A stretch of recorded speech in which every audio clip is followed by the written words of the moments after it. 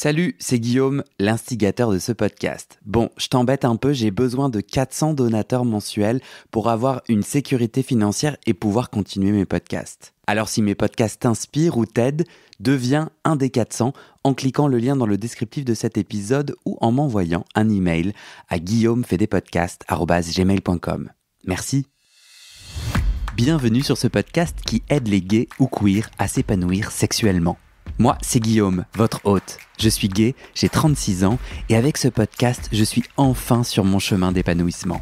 Ce podcast, c'est mon guide pour apprendre et me débloquer. J'ai envie de réconcilier santé et plaisir et sortir les sexualités homosexuelles du non-dit. Je vous propose 2 types d'épisodes. Les épisodes témoignages. Un homme gay, bi ou queer raconte son chemin de sexualité et nous donne ses trucs et astuces pour s'épanouir. Et des épisodes hotline, avec un professionnel de santé, je réponds aux questions intimes des auditeurs pour donner des conseils pratiques. Allez, place à l'épisode, bonne écoute. Salut Thomas. Bonjour Guillaume. Tu vas bien ? Très bien, et toi ? Super. Eh bien écoute, moi, comme là on a enregistré plusieurs épisodes, je suis un peu fatigué. Mais pour les gens, moi j'imagine les gens, là ils découvrent un nouvel épisode, ils comprennent pas pourquoi je parle des autres. Mais nous, on enregistre, on batch. Tu vois le batch cooking ? Moi, je batch cook parfois. Je fais des lentilles en batch cooking. Donc, je te fais genre 2 kilos de lentilles. Je te congèle ça et je mange des lentilles pendant 3 mois après. On fait du batch recording d'épisodes. Oui, sauf que là, on aborde un thème et on l'a abordé de plein de façons différentes. Donc, je suis content quand même de continuer à parler de ce thème-là. On est dans l'ambiance, je trouve. Et d'aller au bout. Donc, tous les épisodes précédents, là, on est dans un moment sodomie, douleur, comment kiffer la sodomie. Là, on est en plein dans le top 10 des choses à faire pour kiffer la sodomie. Le 9e va vous surprendre. Note. Le 9e va pas du tout vous surprendre, c'est absolument pas... Mais avant qu'on se lance, je continue ma petite pub pour les dons. Je cherche 400 personnes qui me donnent 5 € par mois pour que je puisse continuer cette aventure, pas en bénévole. 400 personnes, 5 € par mois. 200 personnes, 10 € par mois. Ça fonctionne aussi. L'objectif, c'est 1600 € après avoir payé la plateforme, les impôts et tout. Et ces 1600, c'est le minimum pour ma sécurité financière. Après, j'ai quand même envie d'ajouter des sponsors, des machins. J'ai envie d'aller trouver d'autres choses, mais il faut commencer quelque part. Du coup, j'ai envie de remercier Philippe qui a activé qui fait partie des 400. C'est un des 400. Il n'y a pas un film ? Ah non, c'était les 300 de guerriers et tout. Ok. Nous, on est des guerriers du cul. C'est un peu homo-érotique, ce film. Ah ouais ? Bah oui. Je vais le regarder. Ça se passait en Grèce, ils étaient tous torse nus. Écoute, hier, j'ai regardé un documentaire sur Arte sur Toutankhamon. Ça n'a aucun rapport. C'est vraiment une interruption d'introduction. Il n'y a même pas un rapport avec la sexualité, il n'y a même pas un rapport avec ce que tu venais de dire, mais j'avais quand même envie de placer le fait que... Mais va voir, je pense je ne sais pas quand est-ce que les gens écouteront le podcast et tout, mais arte.tv, gratuit. Et le dernier épisode sur Toutankhamon est absolument impressionnant. Donc tu sais, c'est la découverte de la tombe, mais mise à jour en 2023. Genre ils ont fait des nouvelles découvertes, ils ont compris certains trucs... avec des pierres de tombe et tout. Mais j'ai adoré, mais j'y étais jusqu'à 2h du matin, c'est pour ça que je suis fatigué. D'accord. Non mais en vrai, Thomas, vas-y. Ok. Moi, je suis fan d'Égypte. En vrai. Je trouve que c'est pharaon, mais c'était genre il y a 1500 avant Jésus-Christ. Oui, mais selon Maître Gims, ils avaient l'électricité, donc tout était plus simple quand même. J'ai ouï dire qu'il y a un sujet, mais j'ai pas compris. C'est quoi la polémique ? C'est quoi ? Il a dit que les pyramides étaient des relais électriques et c'est pour ça qu'il y avait de l'or en haut des pyramides parce que c'est un très bon conducteur électrique et qu'ils avaient de l'électricité. Ok. Voilà. Écoute, peut-être que Maître Gims et je crois qu'il s'appelle Gims maintenant seulement. D'accord. Il est aussi inspiré que moi quand je fais des références au Petit Prince et à la sodomie. Donc, j'ai la liberté de créativité. En tout cas, je voulais remercier Philippe qui est devenu un des 400 qui donne 5 € par mois. J'adore ce que vous faites. Je vous soutiens. Continuez comme ça, merci à vous. Je ne sais pas s'il me vous voit ou s'il te parle aussi à toi. Sachant que tu n'auras pas d'argent. Hein, moi c'est complètement bénévole. Mais non, mais je pense qu'il parle à toutes les personnes qui sont venues témoigner. Ouais. Parce que c'est avant tout un échange. Ouais. Donc il y a toi et puis il y a ceux qui acceptent de venir témoigner à visage, enfin avec leur vrai prénom c'est cool. ou caché. Merci Philippe.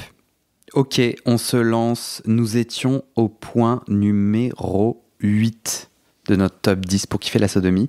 Donc là, on a terminé d'explorer notre planète du plaisir anal seul, en allant à la conquête de ces nouvelles sensations, en identifiant les obstacles. Trop bien, trop bien. Et là, on y va, on essaye avec quelqu'un. Ou en tout cas, on pratique avec quelqu'un. Parce que moi, je trouve que on parle autant aux débutants, donc aux gens qui... Parce que il y a quelques épisodes, j'ai lu les commentaires des auditeurs et les messages des auditeurs qui ont activé cette hotline. Donc en gros, des gens qui disent « j'ai mal quand je suis pénétré, qu'est-ce qui se passe ?» Donc on parle autant aux gens qui ont mal et qui débutent qu'aux gens qui en fait pratiquent depuis pas mal de temps. Toi, tu as ta médaille d'or. Mais on parlait de J'adore cette blague. On parlait de ma pratique pour le coup. Et c'est vrai que je continue à découvrir, même au bout de quelques années de pratique, je continue à découvrir des nouvelles choses seul ou à deux.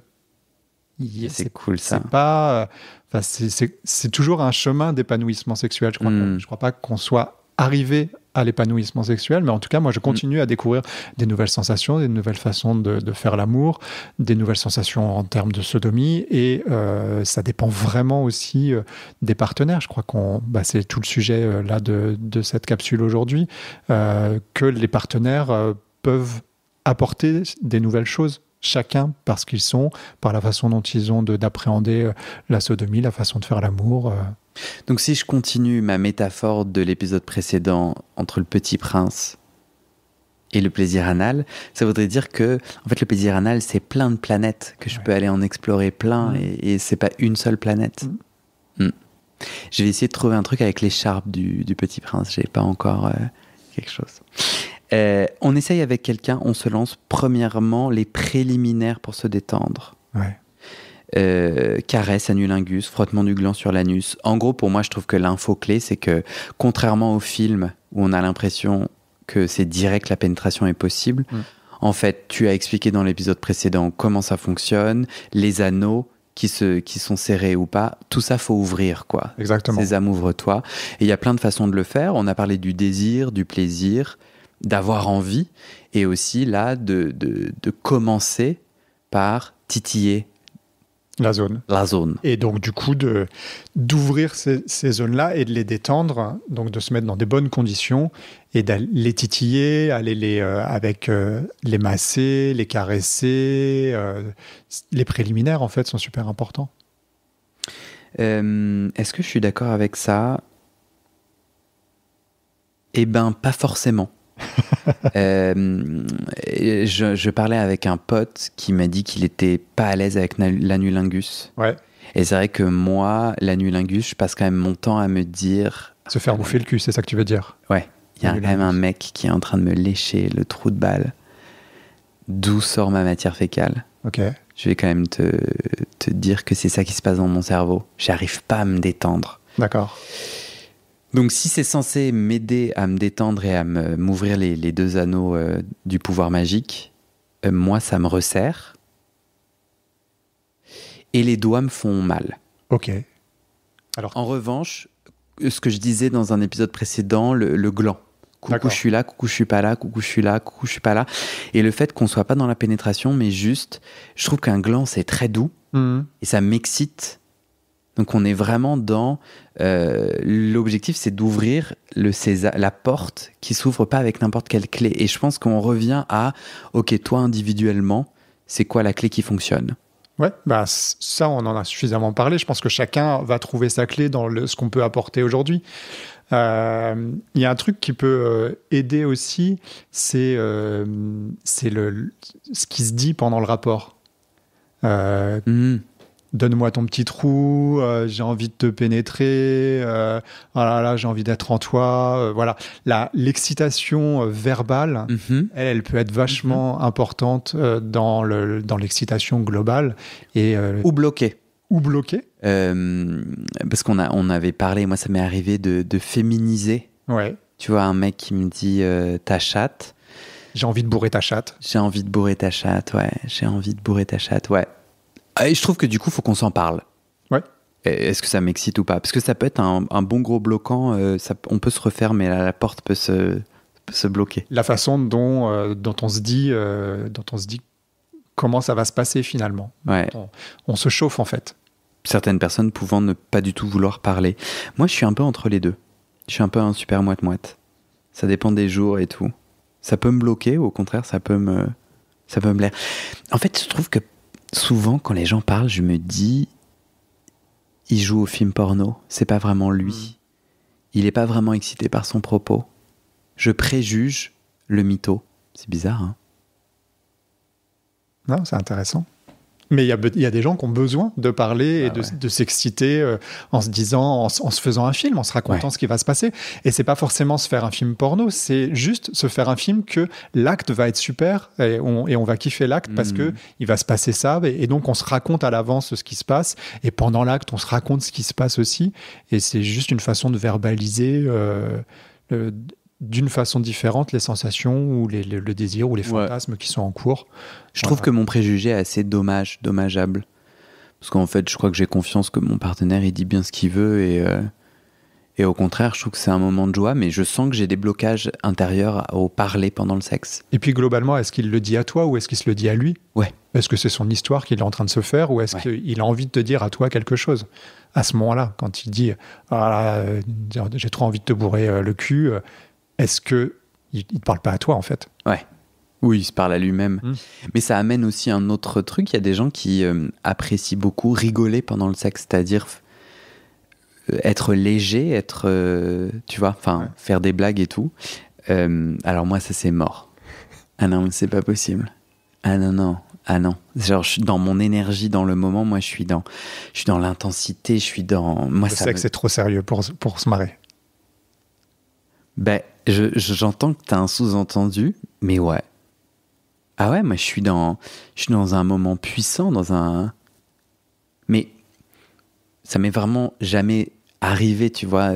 Je trouve ça très tendre et joli à un moment donné du sexe où on se met à se marrer tous les deux parce qu'il y a eu un truc et tout. Enfin, mais la plupart du temps, moi, psychologiquement, je suis à un autre endroit que l'humour. Toi, non? Toi, pendant que t'es sodomisé, tu te dis, tu connais la différence entre une mouche et une mouette? Non, c'est pas ça que tu voulais dire. Non, parce que tu vas pas raconter une histoire de Toto pendant que tu te fais sodomiser, parce qu'il faut quand même que ça ait un rapport avec le sujet. Mais c'est effectivement... Donne-moi un exemple alors, que je comprenne, une illustration qui t'est arrivée ou pas, d'utiliser le rire pour kiffer la sodomie. Voilà, tu me prends un peu à froid là. Oui, mais t'as raison, Guillaume. En fait, je sais pas vraiment s'il y a un moment où on peut se détendre. Enfin, j'ai pas le souvenir d'avoir un moment très marrant, ou en tout cas où on a fait de l'humour autour de la pénétration. Peut-être, genre, s'il y a un P. Peut-être que... pas un truc gras et tout, mais... non, en fait... J'essaye vraiment, mais moi, perso, je vois pas. Non, parce que... En fait, l'idée, c'est que le rire peut quand même aider à dédramatiser, peut aider à mettre en confiance. Et je trouve ça assez beau. Le rire, ça peut être très puissant. Moi, je ne sais pas l'utiliser. Peut-être que s'il y a un prout de faire genre « ha ha ha, t'as pété ». En vrai, dans l'intimité, ça peut marcher. Il y a des gens avec qui ça peut débloquer. Au contraire, tu vois, de pas être gêné. Oui, parce que, c'est naturel, c'est un peu le risque de ce qui se passe à cet endroit-là. Mais je suis pas sûr que ce soit le sujet le plus marrant à aborder à ce niveau-là. Mais Bon, en tout cas, on se détend. Exactement. On continue. La respiration, on en a déjà parlé en solo. Respirer, vachement important. De rien bloquer. Et moi, ça m'arrive beaucoup, comme je le disais. Genre, j'arrête de respirer. Il faut libérer les muscles et se détendre et relâcher son périnée, relâcher tous les muscles qui y a en bas et notamment les deux petits sphincters, enfin les sphincters anaux. Ouais. J'avais une... C'est bon. J'avais une blague, mais je vais pas la faire. Okay. Un truc avec le périnée et les Pyrénées. Ne pas confondre en fait les montagnes et tout, mais non. La position pour commencer, alors toi et moi, on est tombés d'accord. Tu veux que j'y aille En fait, il y a plein de positions, et là aussi, on va pas... Non, mais toi et moi, on a une position qu'on conseille vivement. Ouais. Pour commencer à se faire pénétrer, ou en tout cas pour que la pénétration soit agréable. Ouais. Et moi, j'ajouterais une position aussi que je peux utiliser les jours où, je sais pas, je le sens un peu moins, c'est un peu moins simple. Vas-y. Non, c'est moi qui y va. Califourchon. Tu te mets à califourchon. Alors, je sais pas trop ce que ça veut dire, califourchon. Donc, mon partenaire est allongé sur le dos. Ça, c'est la mienne, en tout cas. Tu as l'air d'être... vas-y, je t'écoute. Il est heureux. Il me signifie sa joie par un sexe plutôt dressé. Et moi, je monte sur lui, tel un cow-boy, et je fais « hu ». Et en vrai, donc, c'est moi qui contrôle, et du coup, ça m'aide beaucoup à aller, tu vois, à faire des allers-retours comme je le souhaite, à être plus ou moins profond, à m'arrêter, Et c'est cette position qui me met le plus en confiance. D'autres positions, c'est celui qui pénètre, qui a le contrôle. Et ça peut être compliqué pour moi parce que j'ai du mal à lâcher prise et que, pouf, s'il va un peu trop loin, trop rapidement, aïe, ça fait mal. Et là, c'est toute ma porte qui se referme. T'en penses quoi ? Je pense que effectivement, on en a parlé, je pense que c'est une très bonne technique parce que le pénétrer dose exactement la vitesse, le rythme, la profondeur. En fait, il dose tout. En plus, c'est une position qui permet d'avoir les cuisses bien écartées et donc le bassin un peu ouvert. L'anus aussi bien ouvert à ce moment-là. C'est une position qui peut être un peu naturelle aussi pour pousser, pour s'ouvrir. Voilà, donc ça c'est notre point, pousser un peu comme si on allait aux toilettes. Essentiel. Pour moi en tout cas. Pour moi aussi. Pour moi, j'ai vraiment l'impression que parce que j'ai eu une conversation avec un partenaire et je lui disais en fait quand tu me pénètres je serre parce que j'ai l'impression que ça va accentuer ton plaisir et il m'a dit mais pas du tout, c'est le contraire. Est-ce que tu es d'accord qu'il y a parfois des idées préconçues il faut être très serré, donc du coup au lieu de pousser et d'essayer de se détendre, on peut avoir envie d'essayer de resserrer son anus pour qu'il soit plus fermé et du coup que l'autre ait plus de plaisir.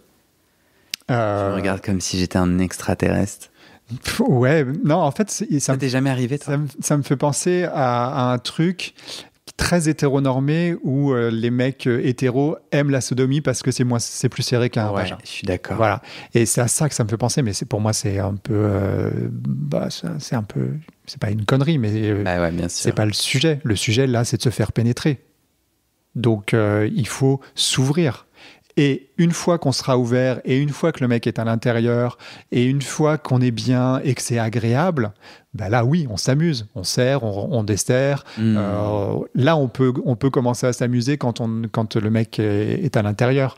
Mais ça fait des sensations incroyables, hein, de masser la bite du mec avec son cul. Ils en redemandent.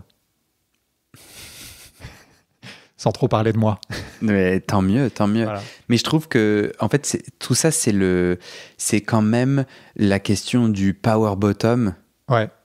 Et c'est l'idée de déconstruire cette image qu'on a d'être pénétré égale perdre le pouvoir, etc. Et en fait, de voir la pratique comme une opportunité pour kiffer. Et en fait, tu peux complètement prendre les devants et toi, en tant que personne pénétrée, décider dans quelle mesure, comment, etc. Exactement. Et cette position, justement, où on est à califourchon et on s'assoit sur la queue du mec, c'est une position où le pénétré prend le lead sur le rapport sexuel et va chercher son plaisir aussi, en même temps qu'il va donner du plaisir au pénétrant. Et je trouve que c'est une bonne première position pour après possiblement en changer. Parce que je suis plus ouvert, je suis excité, j'ai eu les premières étapes. Et ça s'est bien passé. Et ça s'est bien passé, exact, ouais, dans cette position du cowboy. C'est ça. Cowboy. Il y a un souvenir positif de la pénétration qui est vraiment important à avoir. Qu'il n'y a pas eu de traumatisme physique, douloureux, psychologique. Et donc, la pénétration, finalement, ça peut être très, très sympa, très cool. Ouais. J'ai déjà raconté sur le micro mon expérience j'utilise mon partenaire comme God. Ok. Putain, je suis fatigué. Il faut aller l'écouter. Mais franchement, moi, ça m'a trop aidé de dire à mon partenaire, ok, cette sodomie-là, en fait, je vais zéro penser à toi et je vais me connecter à moi. Est-ce que je veux plus à gauche, plus à droite, dans quelle position je veux, etc. Et je dois quand même reconnaître qu'au bout d'un moment, la position cow-boy, donc celle que je viens de décrire, j'ai un peu mal aux cuisses. Aux cuisses. Et donc peut-être ai-je un manque de sport, mais pourtant je cours beaucoup. Hein. Oui, mais tu cours pas en faisant des squats. Voilà, si je fais pas assez de squats. Ouais. Bon. Toujours est-il qu'au bout d'un moment, je dois reconnaître que cette position, je sais pas la tenir très longtemps parce que les squats, c'est pas. Et alors encore plus si je fais la version cow-boy enchantée.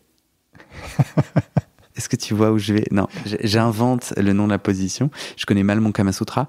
Donc, c'est toujours la même position, mais là, je me mets accroupi. Tu vois ce que je veux dire? Je me lève. Et je suis accroupi, quoi. Il y a une position où tu as les genoux sur le sol, sur le matelas, et il y a une position où tu as les pieds sur le matelas. Exactement. Ouais. Le cow-boy enchanté, c'est... Et alors là, parce que justement, le mec avec qui je couche en ce moment me dit, bah vas-y, tu fais des squats. Et genre, en vrai, au bout de 5, 6, 7, je suis là, non mais mec, je peux plus là. Un peu décevant. Ok, on continue. Ouais. Mais j'ai l'impression qu'on a à peu près fait le tour. Il n'y a pas de on continue, parce que le dernier point, on en a déjà parlé, c'était parler. Ouais. Moi, je pense que quand même, je rajouterais le fait de communiquer l'un avec l'autre avant, pendant et après. Ça, c'est un truc que j'insère de plus en plus dans ma sexualité, qui est un peu plus niveau... Enfin, moi, avant, je ne l'aurais jamais fait, et qui nécessite d'avoir fait un peu le chemin de soi avec soi et d'être à l'aise d'en parler. Avant le plaisir anal, je dis où j'en suis, donc est-ce que j'en ai envie ou pas, et comment j'en ai envie. Donc, il y a des moments où je vais être très fatigué et je vais dire, en vrai, j'ai besoin d'un truc ultra doux et je suis pas sûr qu'on fera de la pénétration, je me sens vraiment fatigué. Et puis après, on se laisse embarquer par le truc, mais le fait d'avoir signifié à mon partenaire, là, j'ai besoin de douceur, ou au contraire, d'avoir signifié à mon partenaire, j'ai vachement bien dormi, je ne suis pas du tout stressé, ça va y aller. Et de dire, est-ce que toi, t'en es où? Est-ce que t'es excité par ça et tout? Moi, l'avant aide vachement, le pendant. Dans le pendant, ça m'arrive de dire, ça va? Genre, je crois que ça m'arrive de dire, d'avoir envie d'aller chercher, tu kiffes, mais pas en mode mécanique, mais plus en mode, c'est cool. Et ce qui peut m'arriver de faire, c'est d'arrêter. Je trouve que parfois, tu vois, je coupe ma respiration et puis on est un peu pris dans le moment. Et un truc qui, moi, fonctionne bien pour moi, c'est d'arrêter l'acte, genre de dire, attends, et genre de me connecter avec les yeux. Bon, peut-être c'est un petit peu nul ce que je dis, peut-être j'ai honte, mais genre en gros, j'arrête genre les va-et-vient sexuels et dans un geste un peu de connexion tendre avec des sentiments ou sans sentiments, de me relier à la personne en disant c'est cool, on se pénètre. Bon, j'avoue, je dis pas ça et ça me vient pas exactement ce que je dis, mais tu vois, de parler pendant, de dire t'es en moi ou je suis en toi. Juste, oh là là, c'est bien, je suis bien en toi. Ou genre, ouais, c'est cool. Je suis bien à l'intérieur. Ouais. J'ai pas envie de quitter cet endroit-là. Tu vois, et j'arrête les va-et-vient. Donc, il y a vraiment un moment où il se passe plus rien. Ouais. Et je communique par le regard ou par la parole regarde le moment où on est. Un truc un peu genre, tiens, on observe, c'est trop cool. Et on a l'habitude dans les films, excuse-moi, après, on a l'habitude dans les films de dire, t'aimes ça, salope. Ouais. On a l'habitude des insultes et moi, j'aime pas les insultes, mais si ça marche, c'est cool. Mais le fait d'arrêter et d'observer un peu de façon, je conseille, c'est très chouette. D'être dans le moment présent, quoi. Voilà ce que j'essaie de dire. Ça me fait penser à ce que tu dis sur le fait qu'il faille arrêter. Je pense que le début de la pénétration, il y a un temps de pause qu'il faut avoir. C'est-à-dire que il faut que ça rentre et il faut que le corps s'adapte à cette nouvelle situation. C'est-à-dire qu'on ne peut pas être pénétré et commencer les va-et-vient tout de suite. On parle en règle générale, hein, là aussi il y a sûrement des exceptions, mais il faut que le corps accepte cet objet à l'intérieur qui n'est pas censé être là, que les muscles se détendent autour, et la pause est importante après la pénétration. Ouais. Et ça, elle n'est jamais figurée dans les fictions, dans les films et tout, mais le fait... Ah ouais. Et moi, du coup, le moment où... D'ailleurs, je devrais le refaire. J'aime bien parfois, avant le rapport, si j'ai envie d'être sodomisé, de dire, est-ce que tu es OK pour que je te guide de façon un peu militaire?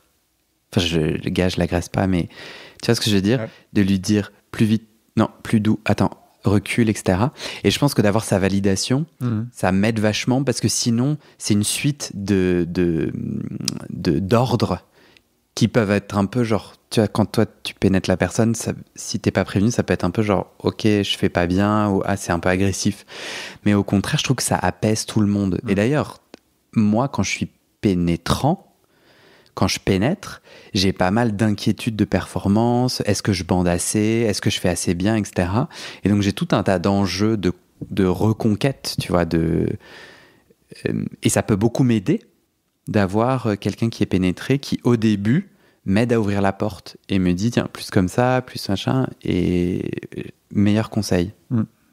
Pourquoi tu souris? Non, c'est intéressant, parce qu'on parle beaucoup de parler, et que je réfléchis à mon expérience personnelle et je me rends compte que je parle assez peu finalement, et que cet échange-là, il existe assez peu.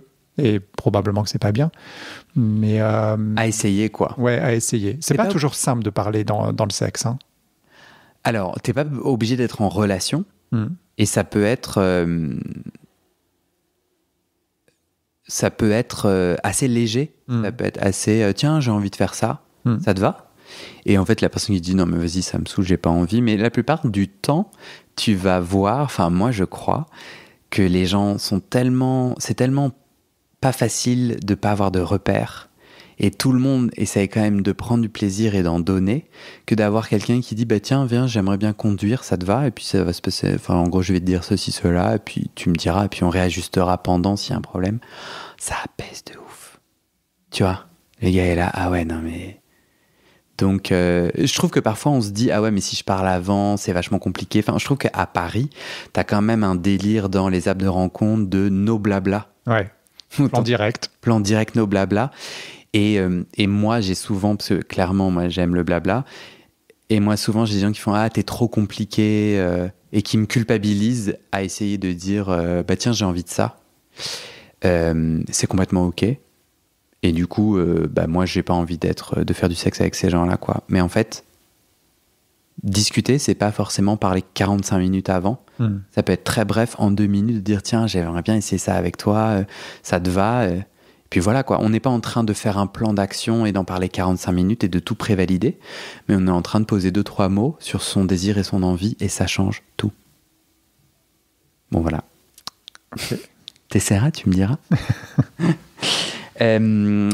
Parler pendant, on a dit, et je trouve que c'est assez joli de kiffer, mais un peu comme moi, tu vois, genre pendant un bon repas, le fait de s'arrêter, de dire c'est tellement bon, c'est pareil. Parler après, ça j'en ai déjà parlé sur le podcast, mais ça c'est un truc que je conseille vivement. Des gens qu'on a envie de revoir, le fait de dire ça s'est passé comment pour toi, tu vois, le moment où on sent que c'est cool de le faire, etc., d'oser essayer. Possiblement la personne va dire franchement, c'est quoi ton meeting, c'est quoi ta réunion de feedback, c'est mort et tout, ça me casse le délire. Pas de problème, mais il y a plein de gens qui seront aussi contents de dire ah ben, et le fait de poser des questions, de dire c'est quoi les moments où t'as le plus aimé, c'est quoi les moments où t'as le moins aimé. Et au final, quand je l'ai testé, les gens te disent des trucs, et je trouve ça passionnant, c'est que moi j'allais pas du tout capter. D'accord. Un des moments où il a moins aimé, c'est un moment où je pensais qu'il avait le plus aimé. Ok. Parce que j'ai capté des signaux de son corps où je me suis dit, ah bah alors là franchement, genre, il va me mettre 5 étoiles. Et en fait, non. Et du coup, de lui demander pourquoi, de dire, bah tiens, il s'est passé quoi? Et là, d'aller, c'est vachement puissant, c'est vachement chouette. Tu as jamais fait? Si. J'échange avec ceux que j'ai envie de revoir pour le coup. Ouais, bien sûr. J'échange pour que ça s'améliore de fois en fois. Et de dire, bah, ça c'était bien, là on pourrait peut-être aller un peu plus loin, Ouais. ça j'ai moins aimé, ça, voilà, j'ai plus trop envie de le faire, mais ça on pourrait explorer encore un peu plus, ouais, bien sûr, pour que la fois d'après soit encore meilleure. Et je trouve que on rencontre beaucoup. Il faut être prêt à. Moi, il faut. J'aime pas les il faut.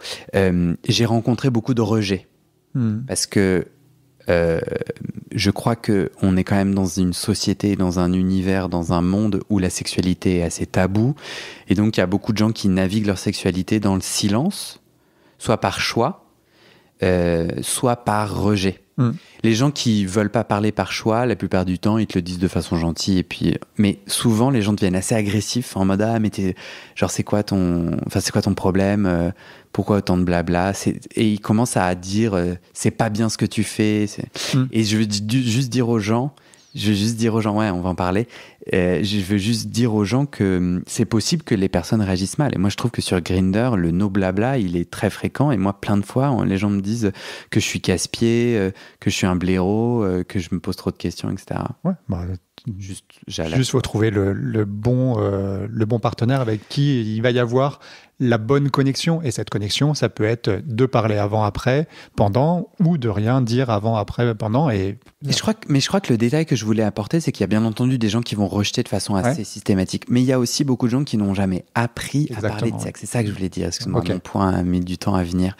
C'est qu'il y a des gens qui vont être un peu mal à l'aise parce qu'ils n'ont jamais eu l'habitude de parler de sexe, qui se sentent un peu sales et mal à l'aise. Ou en tout cas, et que du coup, on peut y aller tranquille, quoi. Ouais. Et que parfois, ça va mettre un peu de temps, mais on ne nous apprend pas et on n'a pas l'habitude de s'entendre débriefer le sexe pour une meilleure sexualité. Je pense que ça s'apprend, quoi, c'est ça, en douceur.